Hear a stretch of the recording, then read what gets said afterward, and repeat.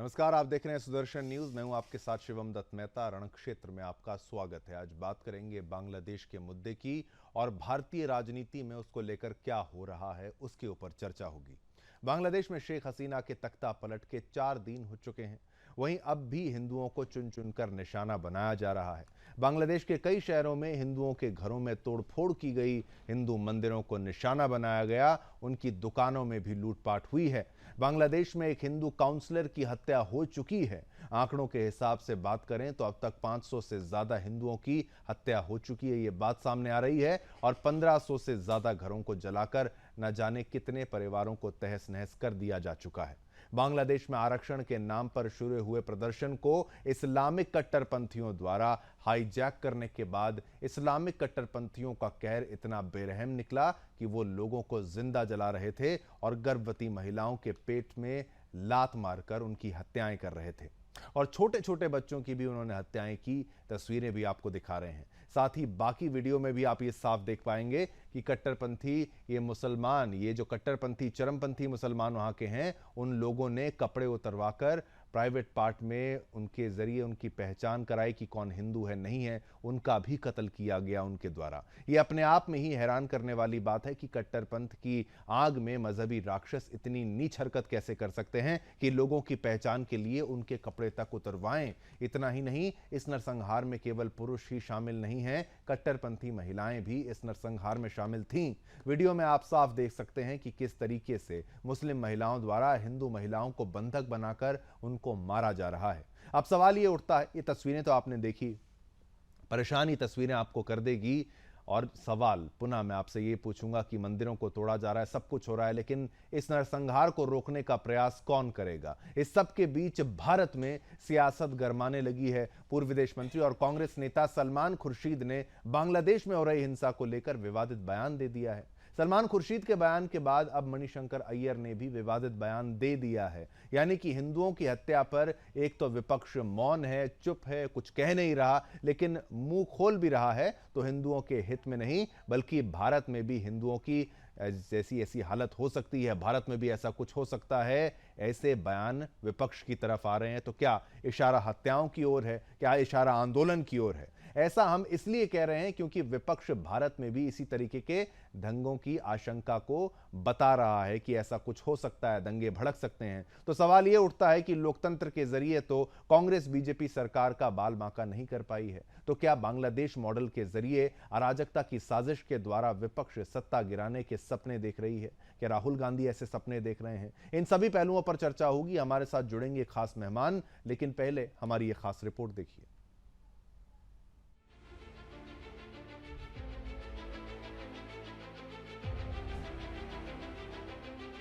बांग्लादेश में शेख हसीना के तख्ता पलट के 3 दिन हो चुके हैं। वहां अब भी हिंदुओं को चुन चुनकर निशाना बनाया जा रहा है। बांग्लादेश के कई शहरों में हिंदुओं के घरों में तोड़फोड़ की गई, हिंदू मंदिरों को निशाना बनाया गया, उनकी दुकानों में लूटपाट हुई। बांग्लादेश में एक हिंदू काउंसलर की हत्या हो चुकी है। इन सब के बीच भारत में सियासत गरमाने लगी है। पूर्व विदेश मंत्री और कांग्रेस नेता सलमान खुर्शीद ने बांग्लादेश में हो रही हिंसा को लेकर एक विवादित बयान दे दिया है। खुर्शीद शिक्षाविद मुजिबुर रहमान की किताब शिकवाए Hind the political future of Indian Muslims की लॉन्चिंग के मौके पर पहुंचे थे, जहां उन्होंने ये बयान दिया। खुर्शीद ने कहा कि बांग्लादेश में जिस तरह की घटनाएं घटित हो रही हैं, वैसी भारत में भी हो सकती है। अब बात निकली तो दूर तलक गई। खुर्शीद की सोच का संक्रमण पार्टी के दूसरे नेताओं तक पहुंचा। मध्य प्रदेश के पूर्व मंत्री और कांग्रेस के वरिष्ठ नेता सज्जन सिंह वर्मा ने भी बांग्लादेश संकट पर विवादित बयान दे डाला। सज्जन सिंह वर्मा ने कहा कि 6 महीने पहले श्रीलंका की जनता प्रधानमंत्री के घर में घुस गई थी, फिर बांग्लादेश में यही हुआ, अब भारत का नंबर है। सज्जन सिंह वर्मा के भाषण का ये वीडियो सोशल मीडिया पर जमकर वायरल हो रहा है। ये वीडियो मंगलवार का बताया जा रहा है, जब इंदौर में कांग्रेस का विरोध प्रदर्शन हो रहा था। इसी दौरान कार्यकर्ताओं को संबोधित करते हुए सज्जन सिंह वर्मा ने यह बात कही। राष्ट्र नीति से ऊपर राजनीति को रखकर भड़काऊ बयान देने वालों की लिस्ट लंबी है, आगे दिखाएंगे आपको। लेकिन इन बयानबाजियों पर विवाद शुरू हो चुका है। भाजपा के राष्ट्रीय महासचिव तरुण चुग ने कहा कि यह भारतीय लोकतंत्र का मजाक उड़ाने वाला बयान है। इंदिरा गांधी ने 1975 में तानाशाही की पराकाष्ठा करते हुए देश में आपातकाल लगाया था, अभी भी कांग्रेस के नेताओं के अंदर आपातकाल की आत्मा घूम रही है।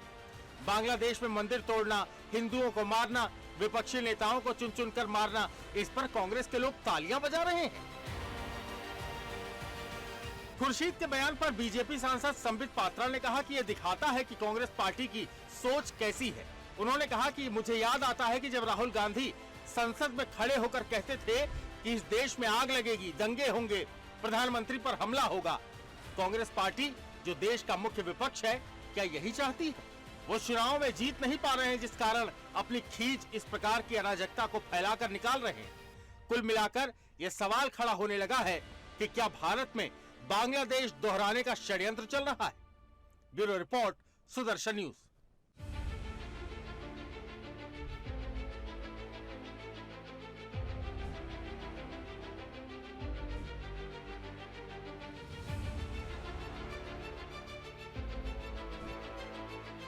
कश्मीर में सब कुछ सामान्य लग सकता है, यहाँ सब कुछ सामान्य लग सकता है।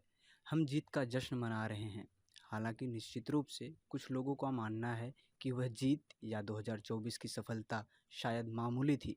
शायद अभी भी बहुत कुछ किया जाना बाकी है। बांग्लादेश में जो हो रहा है वह यहाँ भी हो सकता है। हमारे देश में इसका प्रसार चीज़ों को उस तरह फैलने से रोकता है जिस तरह से यह बांग्लादेश में फैला है। शेख हसीना की गलत नीतियों की वजह से, बांग्लादेश की सरकार की गलत नीतियों की वजह से कल प्रधानमंत्री आवास में घुस गई, राष्ट्रपति भवन में घुस गई। याद रखना नरेंद्र मोदी जी, एक दिन ये जनता जितने सड़क पे हिलोरे ले रही है, एक दिन तुम्हारी गलत नीतियों से तुम्हारे प्रधानमंत्री निवास में घुस जाएगी, कब्जा कर लेगी। अभी श्रीलंका में हुआ, पहले श्रीलंका में जनता प्रधानमंत्री के घर में घुसी, अब बांग्लादेश में घुसी। अब भारत का नंबर है, तो साथियों मैं अनुरोध करता हूँ, ये जो कभी कभी हुकूमतें अपने आप को मालिक समझ बैठती हैं और वो उस तरह के कानून बनाती है या जनता का मजाक उड़ाती है, तब ये खामियाजे भुगतने पड़े। मैंने सरकार से कहा था और मैंने सरकार विपक्ष दोनों से उनकी राय पूछी थी। यहाँ भी रिजर्वेशन को लेकर एक बहुत बड़ा मुद्दा हुआ है, सुप्रीम कोर्ट का ऑर्डर आया है, लेकिन जिस तरह सरकार ने और विपक्ष ने चुप्पी थाम रखी है, तो ये लगता है कि लोगों में गुस्सा बढ़ रहा है। मैं मानता हूं कि जब जनहित के मुद्दों पे जो है सरकार विफल होगी तो इसका खामियाजा भुगतना पड़ेगा। देखिए, बहुत बेरोजगारी है बांग्लादेश में, महंगाई ने वहां भी नुकसान पहुंचाया था और तमाम तरह से जो इंडस्ट्रियल एरिया सब चीज़ें ठप हो गया था, तो उसका खामियाजा जनता के विरोध के रूप में भुगतना पड़ा। बिल्कुल हमारा पड़ोसी मुल्क है, हमारे बहुत अच्छे रिश्ते हैं रहे हैं उनसे लंबे समय तक। हमें ध्यान रखना चाहिए कि उसका किसी तरह का नुकसान हमारे देश में ना हो और उस तरह की कोई आशंका या उस तरह की जो है कोई मूवमेंट हमारे देश में ना हो। तो विरोध को कुचलने की बजाय विरोध पे चर्चा करके उसको कम करने का काम करना चाहिए सरकार। भारत दुनिया का सबसे बड़ा लोकतंत्र है। यहाँ कोशिश कई बार नफरत फैलाने की, झगड़े कराने की जाती है। राहुल गांधी की दादी कांग्रेस नेता श्रीमती इंदिरा गांधी जी ने 1975 में भारत में तानाशाही की प्रकाष्ठा करते हुए देश में आपातकाल लगाया था। अभी भी कांग्रेस के नेताओं के अंदर वो आपातकाल की आत्मा घूम रही है। अब कांग्रेस के नेताओं के लिए पाकिस्तान में, बांग्लादेश में सेना द्वारा तख्ता पलटने वाले लोग आदर्श बन गए हैं, उनको फॉलो कर रहे हैं। दुर्भाग्यपूर्ण है। आप चिंता करके देखिए, सोच करके देखिए किस प्रकार की सोच कांग्रेस पार्टी की है। आज मुझे याद आता है जब पार्लियामेंट में खड़े होकर राहुल गांधी कहते थे कि इस देश में आग लगेगा, इस देश में दंगे होंगे, इस देश में प्रधानमंत्री जी के ऊपर हमला होगा। तो वो क्यों कहते थे? और जब विदेश यात्रा में राहुल गांधी जाते थे और कई लोगों से चोरी चुपके विदेश में जाकर मिलते थे और भारत के खिलाफ वहां कह के आते थे, तो आज मालूम पड़ रहा है आखिरकार मंशा क्या थी। यह बहुत ही गंभीर विषय है। जब भारत के चारों तरफ बाकी देशों में इस प्रकार की परिस्थिति देखने को मिल रहा है, कांग्रेस पार्टी जो देश का आज मुख्य विपक्ष है वह भी यही चाह रही है। देखिए, पड़ोसी राज्यों में साजिश, ये महाशक्तियों का हमेशा से प्रयास रहा है।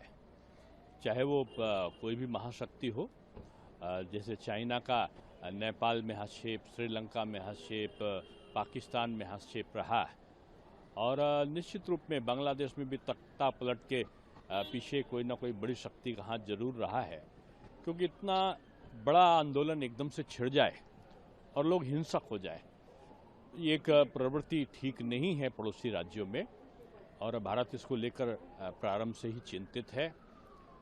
भारतवर्ष में एक दृढ़ इच्छा शक्ति की सरकार है, हमारी वैदेशिक नीति मित्रतापूर्ण अपने पड़ोसी राज्यों से है, लेकिन भारत का ये भी एक संकल्प और स्टैंड है कि हम वहाँ के जो हमारे हिंदू समुदाय के अल्पसंख्यक हैं उनकी उत्पीड़ना ना हो सके। चलिए वापस आते हैं इस मुद्दे पर। हमने आपको तमाम प्रतिक्रियाएं दिखाई, सारे पहलू आपको समझाए, लेकिन वही बात है, क्या भारत में ऐसा कुछ हो जाएगा, इस ओर इशारा कर रहा है विपक्ष। पूरे विपक्ष की हम यहाँ पर बात कर रहे हैं, चाहे कांग्रेस हो, चाहे तमाम वो पार्टियां हो, चंद्रशेखर की तरफ से भी जो कुछ कहा गया, उन तमाम मुद्दों पर बात करने के लिए कुछ ही पलों में आपकी टीवी स्क्रीन पर हमारे वो मेहमान भी जुड़ेंगे जो इस चर्चा को आगे बढ़ाएंगे। लेकिन जो कुछ भी हो रहा है बांग्लादेश में, वहां पर पिस रहे हैं जो खासतौर पर अल्पसंख्यक हैं। सोचिए, हिंदू भी अल्पसंख्यक हैं, वो उस पड़ोसी देश बांग्लादेश में अल्पसंख्यक हैं, और शेख हसीना, उनकी एक कुर्सी तो चली गई, उनके उद्देश्य भी उनको छोड़ना पड़ा, लेकिन अब उसी का उदाहरण अगर दिया जाएगा तो क्या वो सही है या नहीं है। चाहता हूं अपने जो गेस्ट हैं वो आपकी टीवी स्क्रीन पर आएं ताकि चर्चा को आगे बढ़ाया जाए। मुद्दा लेकिन ये महत्वपूर्ण है कि बांग्लादेश का उदाहरण ही क्यों दिया जा रहा है। स्वागत करना चाहेंगे हमारे साथ जो तमाम लोग हैं। रमाकांत मिश्रा जी, प्रवक्ता भाजपा के, आपका धन्यवाद, आपने समय निकाला। अमितोष पारिक जी हमारे साथ हैं, प्रवक्ता वीएचपी का, आपके धन्यवाद, आपने समय निकाला। संदीप त्रिपाठी, प्रवक्ता कांग्रेस का, आपके धन्यवाद, आप यहां पर आए। अहमद अयाज हमारे साथ मुस्लिम स्कॉलर हैं, और सपा से भी हमारे साथ जुड़ेंगे अशोक यादव। लेकिन अभी 4 गेस्ट, अशोक यादव जी भी हमारे साथ जुड़े हुए हैं सपा से, वो सपा के प्रवक्ता। लेकिन शुरुआत करते हैं सबसे पहले, क्योंकि मामला ही इतना गंभीर है। संदीप त्रिपाठी, आपसे सभी से अनुरोध करूंगा, लेकिन शुरुआत करने से पहले कि आपका ऑडियो अनम्यूट हो ताकि डिबेट के बीच में कोई बाधा ना आए। सबसे पहले संदीप त्रिपाठी जी, जिस तरीके के बयान सामने आ रहे हैं सज्जन वर्मा की तरफ से खासतौर पर, ऐसा कि भाई भारत का नंबर है, इस तरीके की बयानबाजी देकर क्या लाभ है, और क्या आपको लगता है कि जो बांग्लादेश में हुआ वो भारत में भी हो सकता है? शिवम जी, सज्जन वर्मा को मैं पर्सनली जानता हूँ, और वो ये बात अगर कह रहे हैं कि अगर सरकार जनता के हित में काम नहीं करेगी, जनता विरोधी काम करेगी, और वो एग्जाम्पल दे रहे हैं कि किस तरीके से लोकतांत्रिक तरीके से 2-3 जगह पर तख्ता पलट हुए, और उसका एग्जाम्पल लेकर अगर ये बात कह रहे हैं कि भारत में भी इस तरीके की कहीं ना कहीं संभावनाएं जताई जा सकती हैं कि जहां पर जनता के विरोध में अगर आप काम करेंगे तो जनता उठकर खड़ी हो जाएगी, तो मुझे नहीं लगता कि इसमें कोई गलत बात है। दूसरी बात, शिवम जी, आपके माध्यम से सिर्फ आपसे एक सवाल है कि आपने एक टैगलाइन लिखा कि हिंदुओं के अत्याचार पर विपक्ष मौन। ये बताइए, सत्ता पक्ष ने इसके लिए क्या किया? जिसकी जिम्मेदारी है, जिसकी सरकार है आप देश में, उससे आप सवाल नहीं पूछ रहे हैं कि आप ये बताइए कि बांग्लादेश में इस तरीके से हिंदुओं पर उत्पीड़न हो रहा है, आप क्या कर रहे हो? आपने कौन सी आपत्ति दर्ज कराई? आपने क्या किया? आपने कौन सा एक जो वहां के राजदूत को बुलाकर बयान दिया या उसको डांटने का काम किया कि हमारे हिंदू भाइयों के साथ अत्याचार ना हो? और सवाल आप विपक्ष से पूछिएगा। ठीक है, बिल्कुल। चलिए मैंने आपसे शुरुआत की, आपने शुरुआत में ही एक लाइन कह दी, तख्ता पलट का उदाहरण दिया गया कि आप चाहते हैं सरकार बदले डेमोक्रेटिकली या तख्ता पलट हो, ये वाली बात। और दूसरा, उन्होंने ये खाली इतना कुछ नहीं कह दिया, आप चाहे उनको जानते हो, जनता तुम्हारे आवास में घुस जाएगी। कल को अगर कांग्रेस का पीएम बनता है तो क्या जनता आवास में घुस जाए, इस बात का आप समर्थन कर रहे हैं? और मैं ये कह रहा हूं कि कोई भी, आपसे मेरा सवाल है, मैं आप भाजपा से बिल्कुल पूछूंगा, लेकिन क्या आपकी पार्टी की तरफ से कोई ट्वीट ऐसा आया, ऑफिशियल स्टैंड आया है कि भाई बांग्लादेश में हिंदुओं के साथ क्या कुछ हो रहा है? वहां पर आपकी जिम्मेदारी भी तो तय होनी चाहिए। फिर बिल्कुल पूछेंगे पक्ष से। मैं जवाब दे रहा हूँ। आपने कहा कि क्या आप इस बात का समर्थन करते हैं कि कोई किसी के आवास में घुस जाए? हाँ, तख्ता पलट नहीं करते। सुन लीजिए सर, ठीक है सर, बिल्कुल नहीं करते हैं। हाँ। लेकिन लोकतांत्रिक अधिकार है हमारा कि हम किसी के आवास का घेराव भी करेंगे।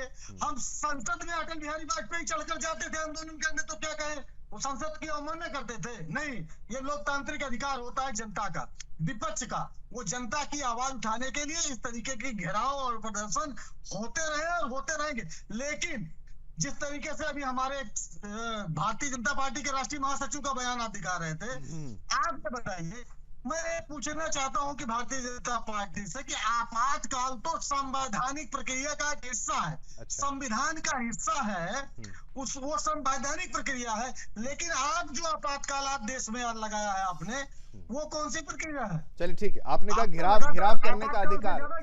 संदीप जी, आप कह रहे हैं घिराव करने का अधिकार है, क्या घिराव के दौरान अंदर भी घुसने का अधिकार है? सवाल पूछेगा तो दो ही बताएंगे। नहीं ठीक, संदीप जी ठीक है, आपसे नहीं आपसे शुरुआत की, आप कह रहे हैं कि घिराव करने का अधिकार है, क्या घुसने का अधिकार है? घुसने का घर के अंदर पीएम आवास के? बिल्कुल, हाँ मैं बता रहा हूँ, बिल्कुल बहुत सारे आंदोलन होते हैं। भारतीय जनता पार्टी अभी अरविंद केजरीवाल के आवास पर घुसकर प्रदर्शन किया कि नहीं किया?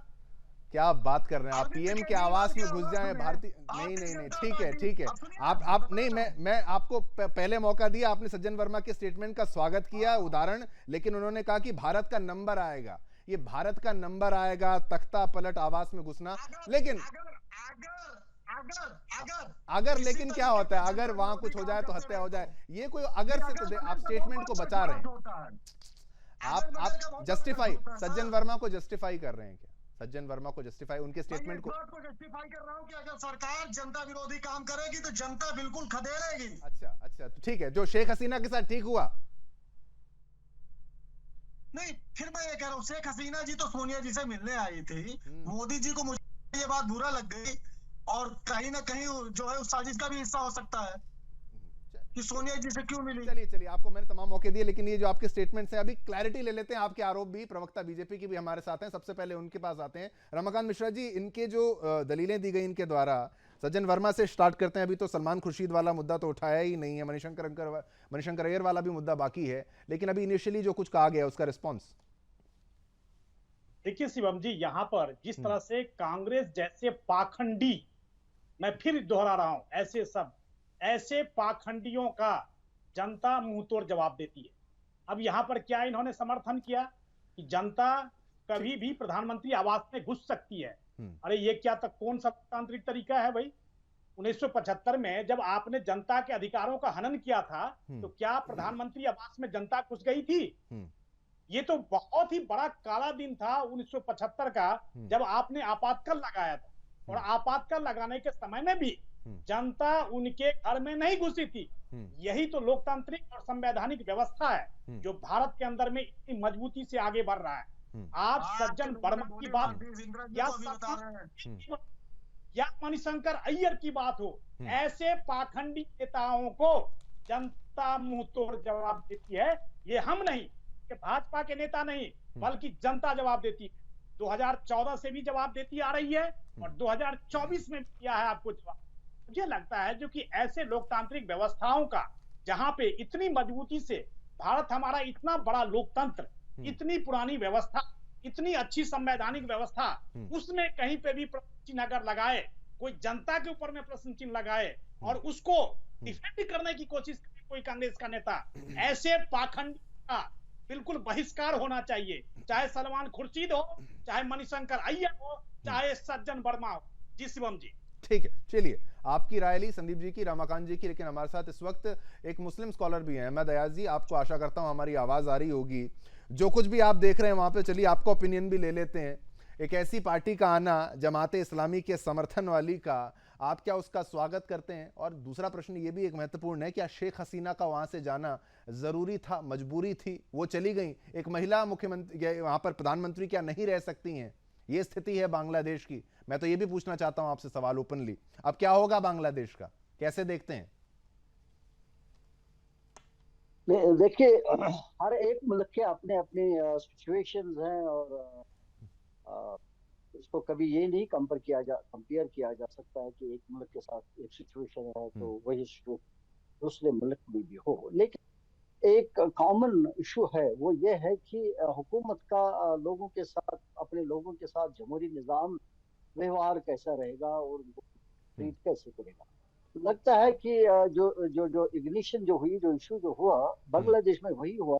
इसके बावजूद भी कि शेख हसीना जी ने बहुत अच्छा काम भी किया। अगर वो सही काम नहीं करती तो शायद 15 साल तक वो लगातार 3 बार वो शायद अलग उसका पार्टी नहीं होती। तो इसका मतलब है उनका उन्होंने सही काम भी किया, ऐसा मानना भी। और लेकिन उसके साथ साथ आखिरी पड़ाव में जो भी जिसका उसका समय आ गया, तो उसमें शायद लोगों के साथ व्यवहार नहीं रहा ठीक, मामला सही नहीं रहे, ज्यादतियां कुछ हुई होगी, तो उसकी वजह से उसको एक एग्रेशन का सामना लोगों की तरफ से, अपराइजिंग का सामना करना पड़ा, और जिसकी सिचुएशन ऐसी हो गई कि लोग बेकाबू हो गए। और हालांकि मेरा मानना है कि हर एक मुल्क को अपने कानूनी हदूद में रहना चाहिए, चाहे वो इंतजामिया हो चाहे वो लोग हो। अगर लोगों को ये है कि उनके मामला सही नहीं बनते हैं हुकूमत की तरफ से, तो उनके पास एक अपॉर्चुनिटी है, जब भी कल को इलेक्शन हो जाता है तो वो इलेक्शन में अपना रद्द-ए-अमल दिखाए और उस पार्टी को निकाल दे। और कि जैसे हमारे ये मित्र कह रहे थे कि घुसना, मुझे नहीं लगता है घरों में घुसना, किसी को ऐसे करना कोई सही या जायज ठहराया जा सकता है, क्योंकि लोगों के पास भी अधिकार है जमहूरी निजाम में कि वो अपने वोट से किसी भी पार्टी को निकाल भी सकते हैं। जहां तक उसका वहां से निकलने का जो आप सवाल पूछ रहे हो, हाँ, ऐसा उनको लगा कि वहां के जो हालात बने, लोग बेकाबू हो रहे थे, मुल्क में बदअमनी होगी, अशांति होगी और मारदाड़ हो गया, आगजनी होगी, तो उस सूरत में रिजाइन करना या वहां से चले जाना हालात को काबू में रखने के लिए शायद वो सही इकदाम हालात को मद्देनजर हुआ। नहीं तो मुझे नहीं लगता कि को भी अपना मुल्क छोड़ना चाहिए, लेकिन हालात की वजह से क्या रहा। पर अहमद अयाजी, आप देखिए किस तरीके की सरकार वहां पर आ रही है। अगर शेख मुजीबुर रहमान की बात करें तो आपको वो याद होगा कि जो बांग्लादेश है माफ कीजिएगा, वो मजहब के आधार पर नहीं बना था, वो कहता कि हम भाषा के आधार पर बने हैं। पाकिस्तान की फौज वहां पर आती है, वहां की महिलाओं के साथ बलात्कार करना, वहां के लोगों को देखते ही गोली मारना, वहां पर टोटल उनको साफ करने के जो प्लान के साथ आए थे, और उसी को समर्थन देने वाली इशारा करते हुए जमात इस्लामी जो है वहां पर उसका ISI से संबंध बताया जाता है। तो अवामी लीग का जाना, ये जमात इस्लामी का आना, BNP का आना, आप क्या इस बात को ठीक मानते हैं? जी जी, जमात इस्लामिया का एक फैक्टर है। जमात इस्लामिया पूरा बांग्लादेश में काबू नहीं करके रही है, उनका कोई उनमें। चलिए आपका रिस्पॉन्स फिर लेंगे, एक छोटा सा ब्रेक लेते हैं, वापस आते हैं, फिर आपका रिस्पॉन्स लेते हैं। छोटा सा ब्रेक, वापस आएंगे, बात करेंगे इसी मुद्दे पर।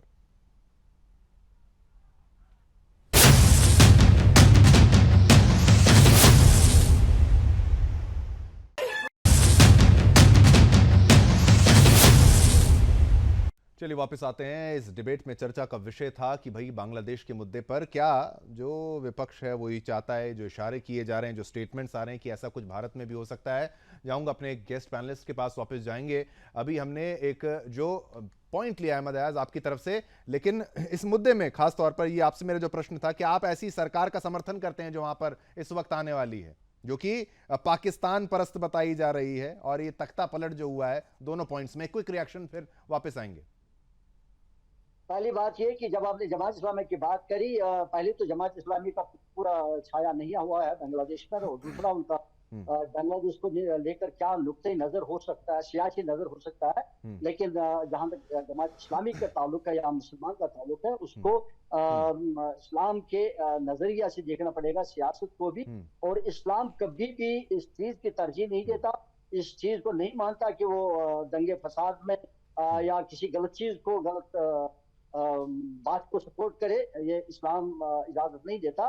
तो मुझे नहीं लगता कि अगर जमात इस्लामिया का ये है कि वो किसी भी गलत चीज को सपोर्ट करते हैं, लेकिन ये ठीक है, BNP का इतिहास थोड़ा अलग है। लेकिन आपने कहा कि भाई घर के अंदर नहीं घुसना चाहिए, इसका रिस्पॉन्स मैं जरूर लूंगा, लेकिन ठीक है, अमितोष पारिक भी काफी समय से यहाँ इस वक्त मौजूद हैं।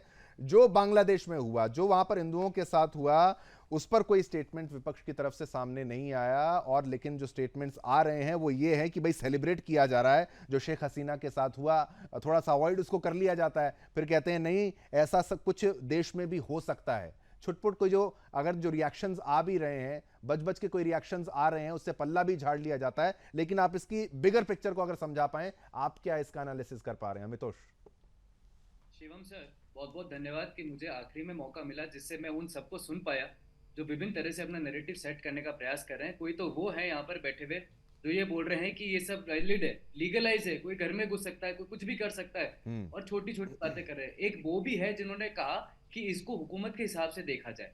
मेरी एक बात समझ में आती है कि जब पूरा एनालिसिस करा गया तो ये विषय तो 2018 में जब बांग्लादेश के हाईकोर्ट ने ही रिजेक्ट कर दी थी पिटीशन कोटा को देके और 30% कोटा से 5% कोटा कर दिया गया था। उस कोटे के अंदर में सिर्फ फ्रीडम फाइटर नहीं थे शिवम सर, उस कोटे के अंदर में महिलाएं भी थी जिनका ये विरोध कर रहे थे। उस कोटे के अंदर में एथनिक माइनॉरिटी भी थी जो हिंदू है और अन्य भी है। और इसका विरोध करते करते जब 30 से 5% हो गया तो सोचिए कि एक स्टूडेंट एजिटेशन किस तरह से एक एथनिक माइनॉरिटी के अटैक के ऊपर खत्म होने का प्रयास करता है और हो जाता है। आप देखिए कि वही लोग हैं जो आज वहां के छात्र अपने आप को रिवोल्ट कर रहे हैं, वही पार्लियामेंट बिल्डिंग में घुस जाते हैं। ये वही लोग हैं जो प्राइम मिनिस्टर हाउस में घुस जाते हैं। ये वही लोग हैं जो हिंदुओं के घरों को लूट लेते हैं। ये वही लोग हैं जो हिंदू की महिलाओं का बलात्कार कर रहे हैं। ये वही लोग हैं जो सड़कों पे लूट रहे हैं, दुकानें लूट रहे हैं। ये वही लोग हैं जो पुलिस के कर्मियों को देख रहे हैं कि हिंदू कौन है उसको मार देते, और इसीलिए पुलिस वहां स्ट्राइक पर आ गई। ये वही लोग हैं जो मंदिरों को तोड़ रहे हैं, और उस मंदिर को शिवम जी, जिसने 2 लाख रोज बांग्लादेशी लोगों को जब लिबरेशन हुआ था 1971 में रोज खाना खिलाया, इस्कॉन मंदिर, उसको तोड़ दिया। घर घर देख के चुन चुन के हिंदुओं को मारा जा रहा है। ये वो स्टूडेंट रिवॉल्यूशन है। मैं बिल्कुल कतई इसको नहीं समझता कि ये किसी भी तरीके की हालत और हुकूमत देखी जाए वहां अगर जनता की बात कर रहे हैं। चलिए हम एक बार बात समझते हैं। विपक्ष कह रहा है कि तानाशाही से सीखना चाहिए। तानाशाही कौन सी थी वहां पे? मुझे एक बताइए कि वहां पे अगर कोटा सिस्टम की गवर्नमेंट पॉलिसी थी उसको तो डिनाई कर दिया था ना हाई कोर्ट ने। तो तानाशाही तो सब पे होनी चाहिए थी, हिंदू पे भी होनी चाहिए थी, मुसलमान पे भी नहीं होनी चाहिए थी, जैन पे भी होनी चाहिए थी, बुद्ध पे भी होनी चाहिए थी, सिख पे भी होनी चाहिए थी। लेकिन एजिटेशन हिंदू के विरुद्ध क्यों खत्म होता है और हिंदू काउंसिलर को मॉब लिंच कर दिया जाता है? और कहां मॉब लिंच करा गया? नोखाली में। और ये वही नोखाली था जिसमें डायरेक्ट एक्शन डे हुआ था। मुझे लगता है ये साफ तौर से इस्लामिक कंट्री में एथनिक माइनॉरिटीज के अगेंस्ट एक जेनोसाइड है जिसका आधार स्टूडेंट रिवॉल्यूशन को बनाएगा। ठीक है, चलिए वापस आते हैं। त्रिपाठी जी, आपसे मैं सवाल ये पूछूं कि आप कह रहे हैं घुस सकते हैं यहां पर, तो वो कह रहे हैं नहीं घुस नहीं सकते। आपके रिस्पांस पर क्या है? और दूसरा कि हिंदुओं के ऊपर कुछ क्यों नहीं बोला जा रहा विपक्ष की तरफ से या कांग्रेस की तरफ से या किसी और पार्टी की तरफ से जो कि आपके संगठन के साथ जुड़े हुए हैं? नहीं, हमने आपके माध्यम से शिवम जी ने कहा कि हमारी सरकार, हमारी अगुआ है, वो कदम उठाए, हम उनके साथ हैं। हम तो 1971 में बांग्लादेश को आजाद करने वाले लोग हैं।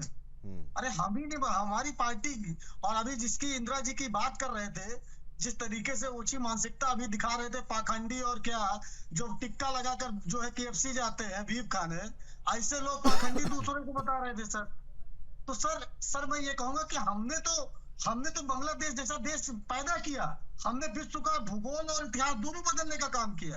और एक बात सर, अभी सर हिंदू मुस्लिम का जो रंग देने का काम किया जा रहा है भारतीय जनता पार्टी के या कुछ संगठनों के द्वारा, मैं सिर्फ इतना जानना चाहता हूं कि वहां पर एक मूर्ति तोड़ी गई है, कौन से हिंदू नेता की है? किसकी मूर्ति तोड़ी गई? नहीं, वो कौन थे? किसकी बात कर रहे हैं? मुजीबुर रहमान की बात कर रहे हैं? किसकी बात कर रहे हैं?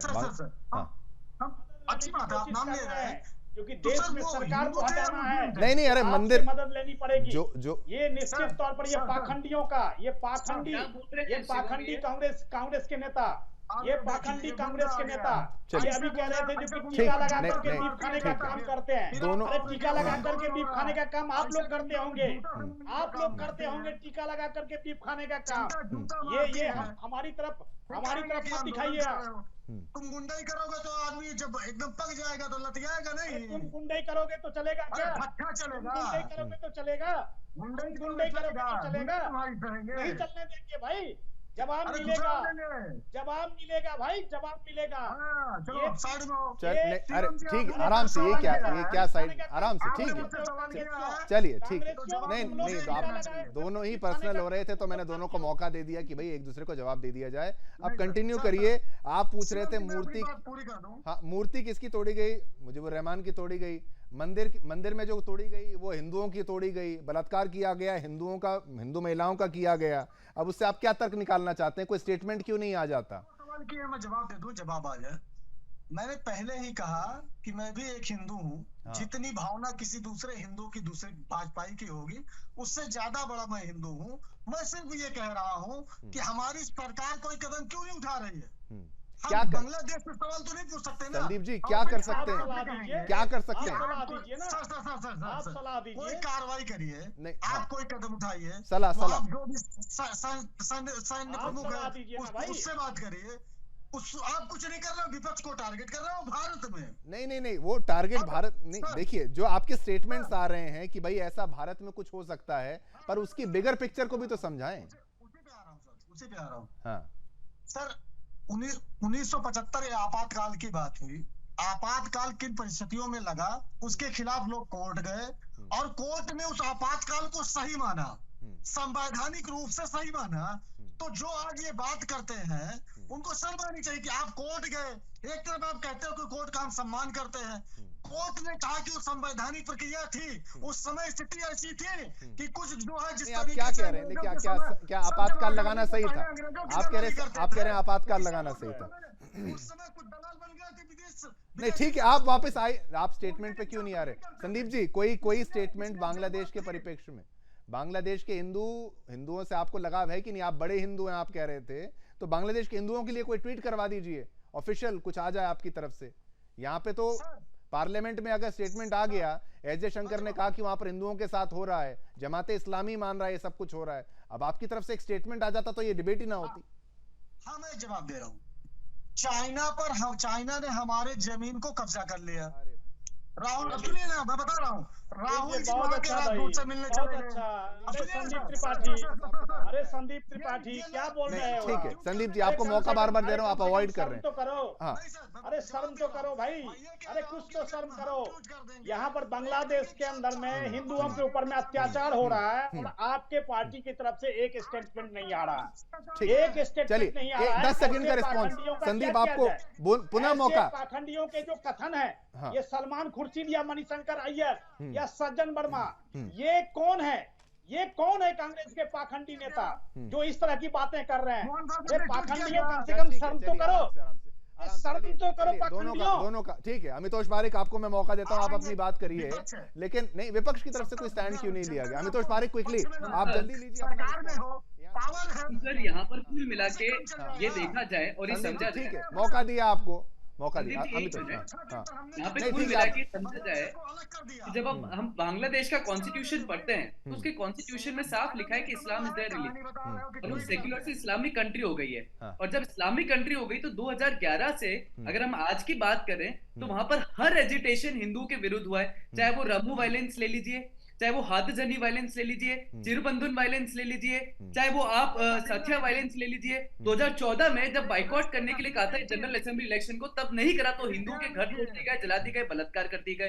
कुल मिलाकर ये बात समझने की आवश्यकता है कि इस देश के अंदर में ये मानसिकता हो चुकी है कि हमारे को हिंदू के साथ खड़ा होने के लिए बजाय हम ये बोलते हैं कि हम छोटे और बड़े हिंदू हैं। मुझे लगता है कांग्रेस की मानसिकता है।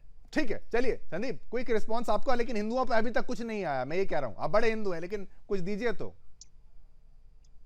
नहीं, हम तो सरकार से मांग कर रहे हैं कि अगर वहां पर आपकी रिपोर्टों के आधार पर, जिस तरीके से मीडिया की रिपोर्ट आ रही है, अगर उस आधार पर आप आज भी बांग्लादेश से अशोक यादव भी, सपा के प्रवक्ता भी हमारे साथ इस वक्त मौजूद हैं।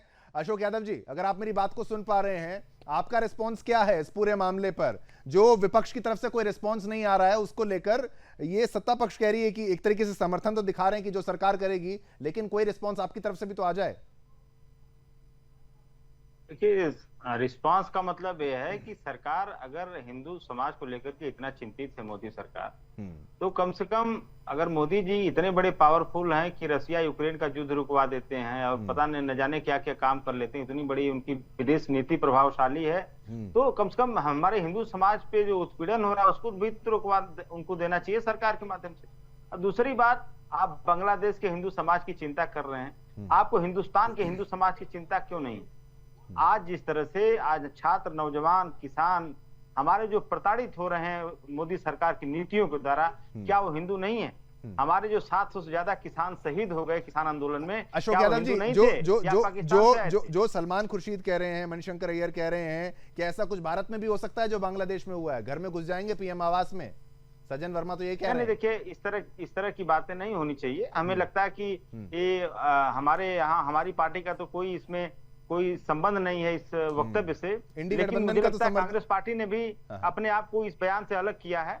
और इस तरह के जो फॉरेन अफेयर के मामले हैं, इसमें ऐसी बातें नहीं होनी चाहिए। इस मामले में सबको एकजुटता दिखानी चाहिए। लेकिन फिर भी मैं आपको बताऊं कि जिस तरह के हालात किसी भी लोकतांत्रिक देश में अगर पैदा हो रहे हैं, जहां पे छात्रों का उत्पीड़न होगा, नौजवानों का उत्पीड़न होगा, किसानों का उत्पीड़न होगा, तो ऐसे हालात का सामना उस सरकार को करना पड़ सकता है, क्योंकि प्रोटेस्ट हमारा संवैधानिक अधिकार है। जो बांग्लादेश में हुआ वो सही हुआ कि नहीं हुआ? अशोक यादव, जो बांग्लादेश में हुआ सही हुआ?